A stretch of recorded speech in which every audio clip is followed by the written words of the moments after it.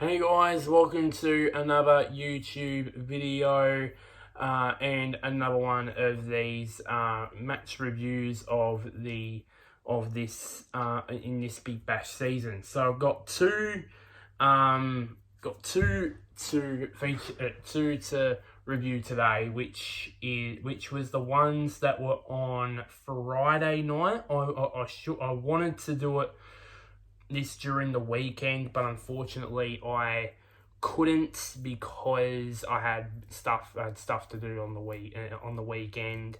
As of course in preparation for Christmas. So yeah. So that's why I couldn't do it. Couldn't do this video. Couldn't do this video. Now I don't know how am I gonna catch up nonetheless because it is 3:53 p.m.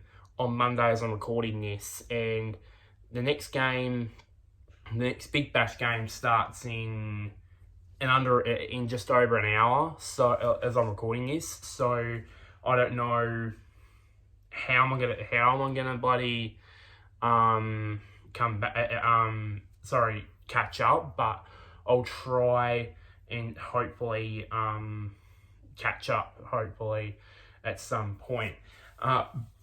So of course we'll be reviewing the Melbourne Stars Hobart Hurricanes game at the MCG, and then the one which was later on that night, which was the Sydney Thunder up against the Adelaide Strikers, which was a pretty interesting game. I'll get to that later. So we'll start first off the first game, which was Melbourne Stars and the Hobart Hurricanes.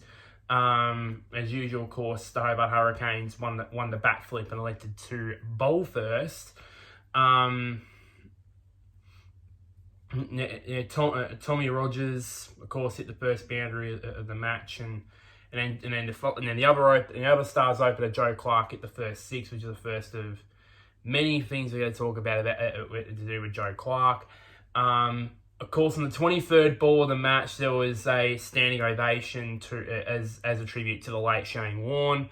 I think many of you guys probably are going to agree with this. I still can't believe it's happened 8 months down the line. I still can't believe he's gone. Still can't believe Warnie's gone.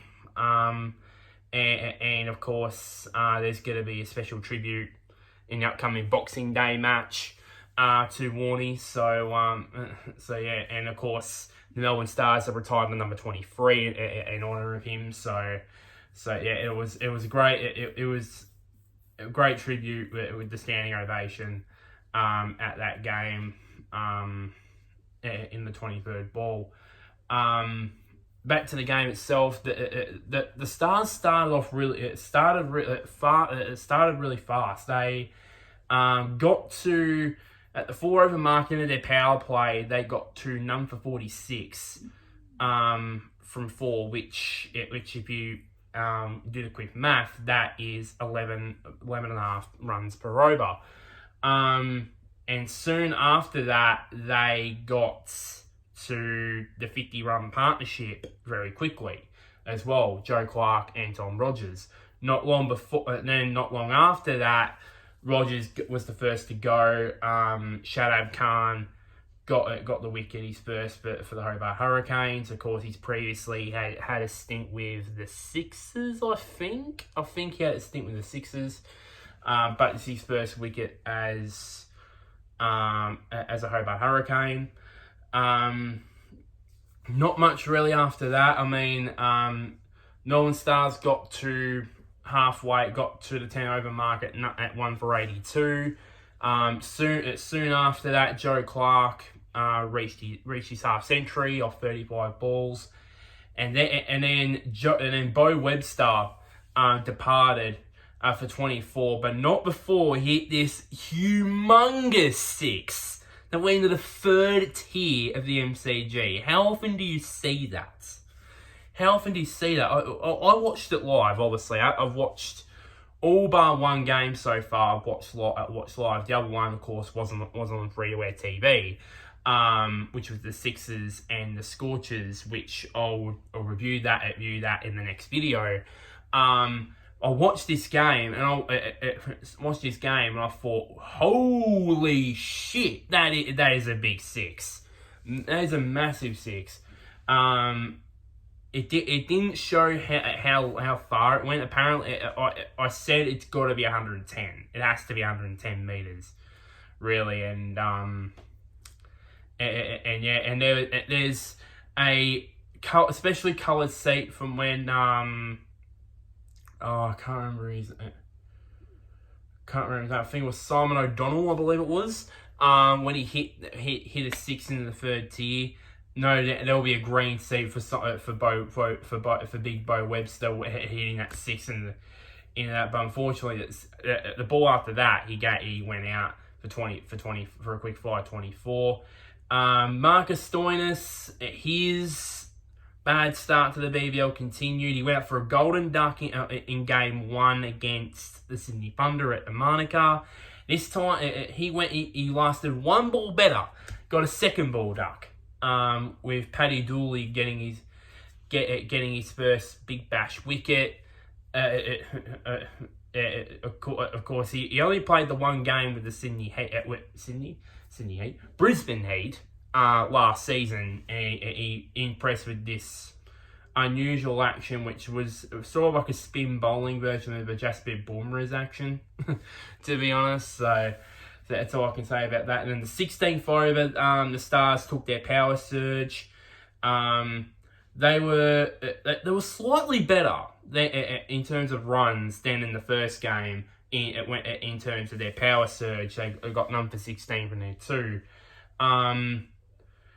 Soon afterwards, Riley Meredith caught and bowled Hilton Cartwright for 17 off 13, and then not long after that, Joe Clark brought up a magnificent century, the first century for this season, the 7th in Melbourne Stars history, and the 33rd in Big Bash history. That is unbelievable, unbelievable from him. He had long been long overdue for Joe. He'd been close. He'd been getting half centuries last season, but not quite close to getting the century. He got it this time, and yeah, but maybe the leash is off for Clark, and hopefully he goes well. And then not long after that, Mitch Larkin got run out. I think on the last ball. I think it was off the last ball. So basically, Joe Clark ended 101 not out from 66 balls, hitting 9 fours and 4 sixes in that knock. As the Stars finished their 20 overs on 583. Riley Meredith, despite going for 9.5 and over, ended with 2 for 38 from his 4 overs, which was probably the pick in terms of wickets for the Hurricane bowlers, which meant that Hobart Hurricanes needed 184 runs to win. That required a bit over 9 runs and over. It didn't get off to the best start with Ben McDermott getting held out on the boundary for 17. The Hurricanes ended their power play on 1 for 29, which was, I would assume, would have been better than it. No, it wasn't. It was way off the Stars one. The Stars power play. Darcy Short, who everyone thought was going to be back in the form, with him now back as an opening batsman. After spending a couple of years in the middle order. That sort of worked, but didn't work out really. Scored a run of ball 15 before being caught behind. Shadab Khan got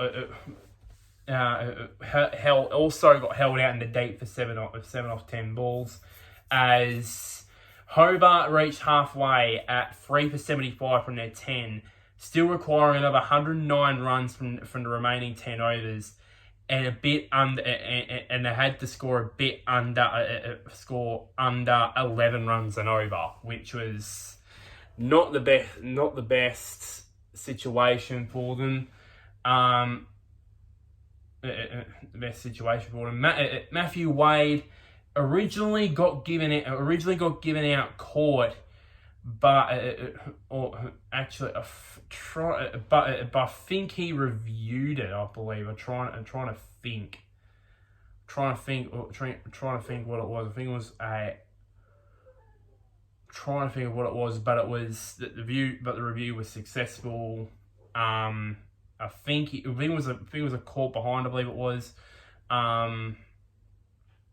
Or either that, or a field catch that thought it was dropped short, but it was successful. He didn't get out. Soon afterwards, he did get out. He held out in the deep for a run of ball 35, with Nathan Coulter-Nile getting his second. That is 5 wickets in the Big Bash for him, off the back of his 3 wickets over in Canberra. The other Pakistani recruit for the Hurricanes, Asif Ali. He didn't last long. He got 4 off 6, with Zampa taking his second wicket. The 17th over, it wasn't until the 17th over the Hurricanes took their power surge.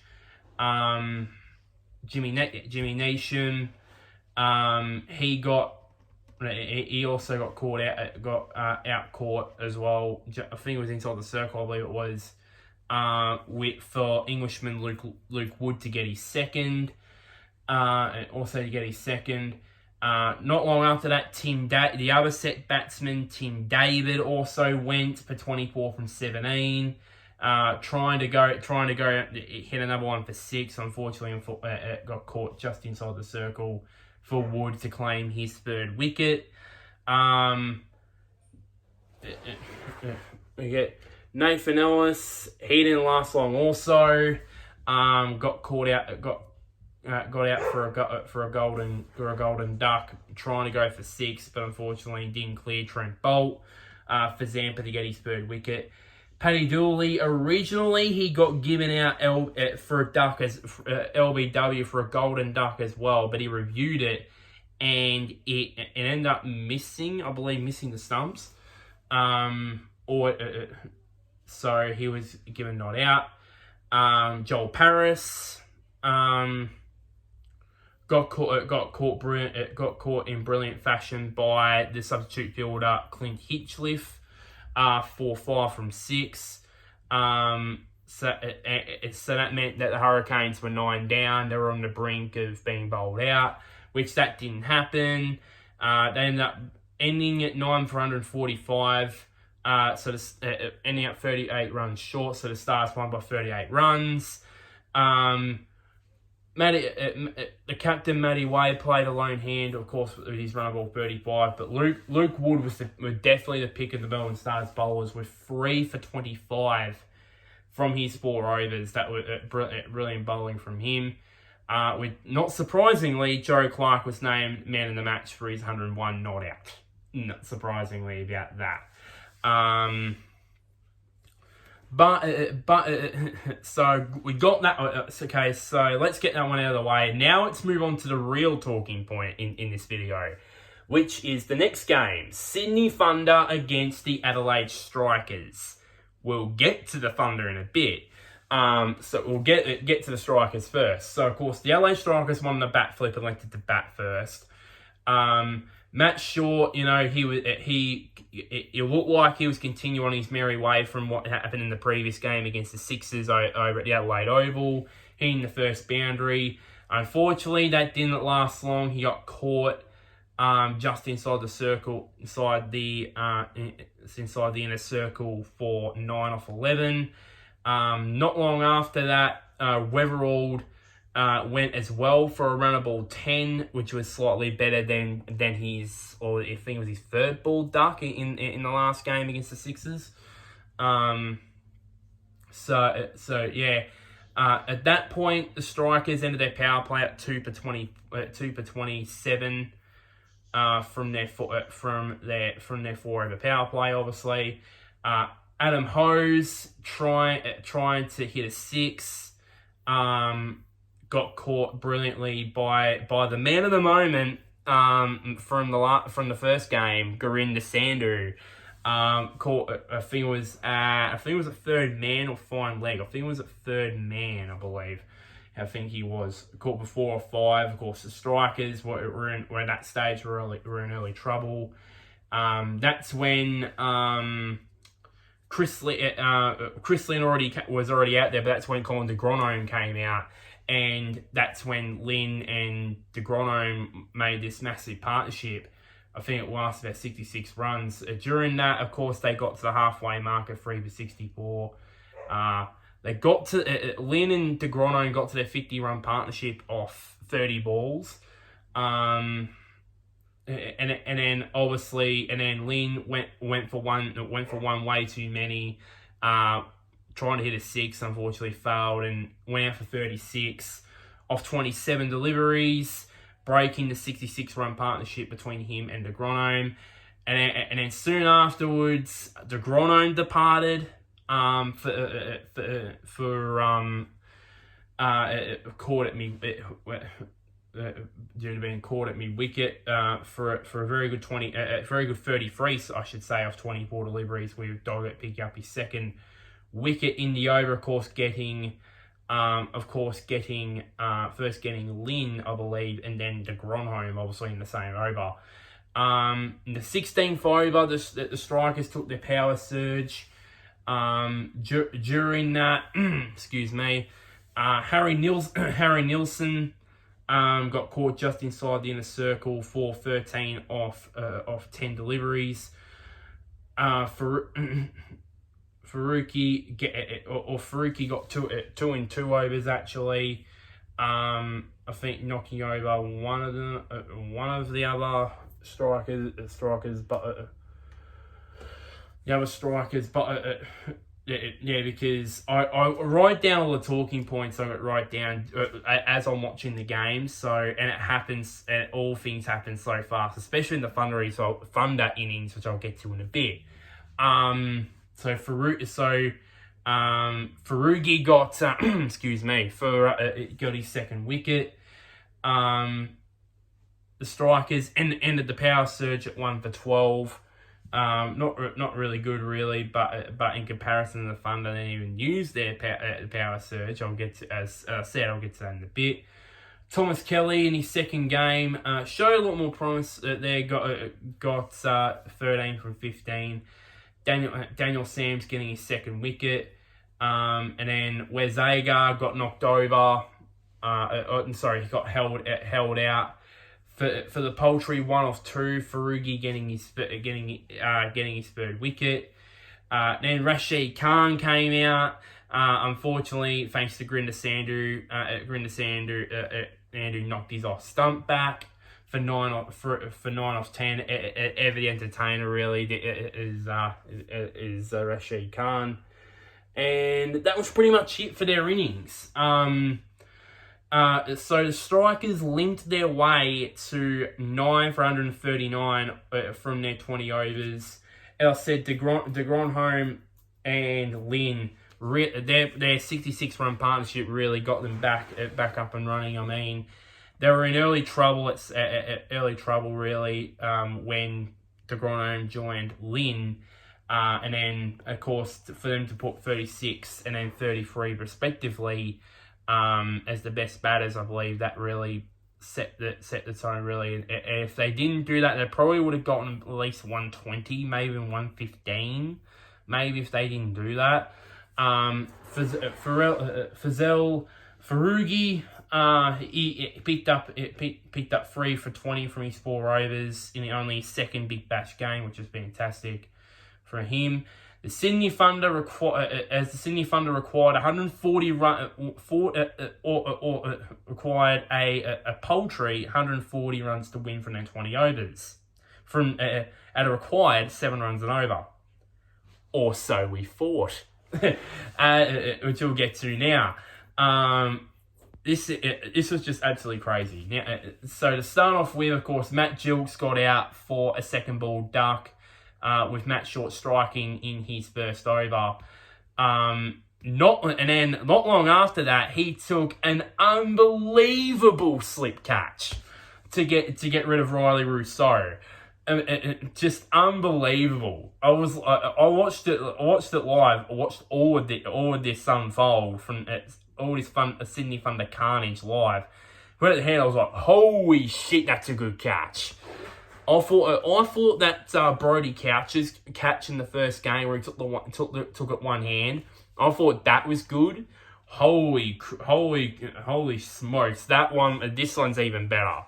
This one's just even better. I mean, it jumped up in the air, grabbed it one hand. It just reminded me back to BBL 04 when Freddie Flintoff took his catch. Really, when he took his catch one handed, reminded me a bit of that.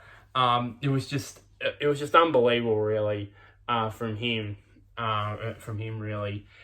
But there was a lot more to come. And then Jason Singer came out. He didn't last long. With Thornton getting his second wicket for the over. Getting his second wicket for the over. Getting for the over, and then suddenly, and Hales came out, and he got out for a second ball duck, caught behind. He was just this was not a good shot. I don't know what Hales was doing, hanging his bat out like that. Because it's always with this. It wasn't just this one delivery for the strikers bowlers, especially from Thornton and Agar. It wasn't just those two. Just one delivery from those two in particular. They were doing this consistently. That's why they bowled him out for such a very, very low total. That's why. That was why, because they were bowling that back of a length consistently. And if you're doing that, and you have a batsman that will probably hang his bat out there, there's always it's gonna take a thick edge and the keeper's gonna have a field day. So it was for someone of Hales's quality, that was a very very bad decision from him taking his bat out there like that, and the Thunder were in massive trouble. We're in massive trouble at this stage, and it got worse with Daniel Sams getting knocked over in unlucky circumstances off the bowling of Wes Agar. It was going to go down the leg side. It looked like that it actually hit his pad or hit the fire pad on the way through. And it's just went back and it's clipped the leg stump. And him looking back of like, seriously, I can't believe this is happening. So by this stage, I'm like, I can't believe this. At this stage, they were like, what, 4 or 5 to 7. It was just unbelievable. I just couldn't believe. By the second or third wicket, I was just at that point of. By the first wicket fell. I thought, oh, this is a very that's a good wicket. Then the second catch, of course, with the short catch, I was like, wow, this is. But it wasn't until about the fourth or fifth wicket I'm like, hang on, what the heck is going on here? And as I said, it just gets worse. Alex Ross, another one that bites the dust, again caught behind. And that stage, the Thunder were in a massive hole at 6 for 9, I believe. Let me just. I think I need. I'm gonna just check this out live. I'm gonna check this. Check this out live. Obviously, I think they were like 6 for 9 by this stage. I think they were about. I think they were about 6 for 9. Okay, it just. Let me check this out here. Doing this live by the way. Here we go. Doing this live. for you live. I know I should have thought about this before I started recording, but don't give a stuff. Yeah. At that stage, there was 6 for 9. There was 6 for 9 from 3.1 overs. They haven't completed their power play yet, and there was 6 down. It was just unbelievable. They were in just this almighty hole that they did, and that's where they ended their power play on. They were in absolute dire straits. Just absolute dire straits at that stage. And it got even more worse when Chris Green again nicked off. Agar got his third. At that stage, it was 7 for 10. I just could not believe it. I was in shock that this was obviously, as you guys know, I'm a Renegades fan, and we've held the record for the lowest total in the Big Bash for like 7-8 years, and been wanting for years to get for this record to be off our backs. And I thought, this is our big chance for this record to get off our backs, for them being 7 for 10. Next, and then also, just to continue the Sydney Thunder's nightmare, Gurinder Sandhu, who was the hero of the first game, he also got caught in the slips for a third ball duck. Agar got his fourth, and it's 8 wickets for the Sydney Thunder for 10 runs. I just could not believe my eyes. The whole time I was watching, I was like, I just sat on the couch in disbelief, really, of what went on really.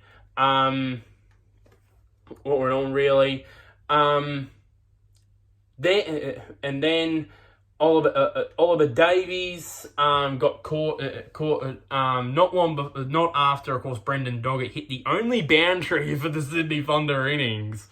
The only boundary. There was no sixes. There was only the 1-4, which was hit by none other than Brendan Doggett, batting at number 10. Oliver Davies, once he went out, I thought, this record's going to be theirs. And how ironic, 3 balls later, Brendan Doggett goes straight to backward point, and it was all over. Just like that. All out, Sydney Thunder for 15. I just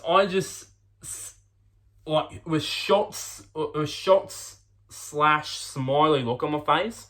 The shock was, wow, this one, it's got, because the game started, I believe, at about 9 p.m.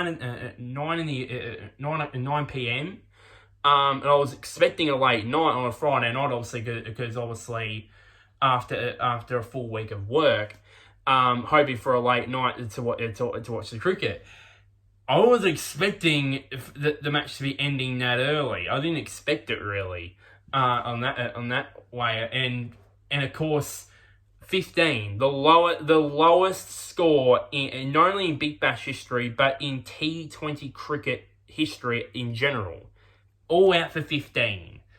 Just unbelievable. And the happy part of me with my facial expression was basically, finally, the Melbourne Renegades get this record off their backs. Finally. 57 all out against the Stars in BBL 04, which I was there that game, by the way, when they got bowled out for 57. And it's a record that has been on our backs for nearly 8 years, and finally it's off our backs. We can proudly hand it off to the Sydney Thunder. Proudly hang it off. As Damien Fleming said during the 7 commentary, as he said during it, he said, records are meant to be broken, but this one's not going to be broken. I mean, it's like the Chris Gale record when he smashed the 50 off 12 balls. Some people, all of us probably would have said when he broke that, when he got his 50 off 12 balls, 7 odd years ago. I still can't believe that's only 7 years ago. Really, everyone probably said this record's meant to be broken, but I don't think this record's going to be broken. It's the same thing. Who's going to break it? All out for 15. Probably a side that's not bugger all good. No, is not bugger all good at cricket. Probably might break it in the future, but in terms of a Big Bash side, highly unlikely. Highly unlikely. Amongst all this carnage, Henry Thornton took the first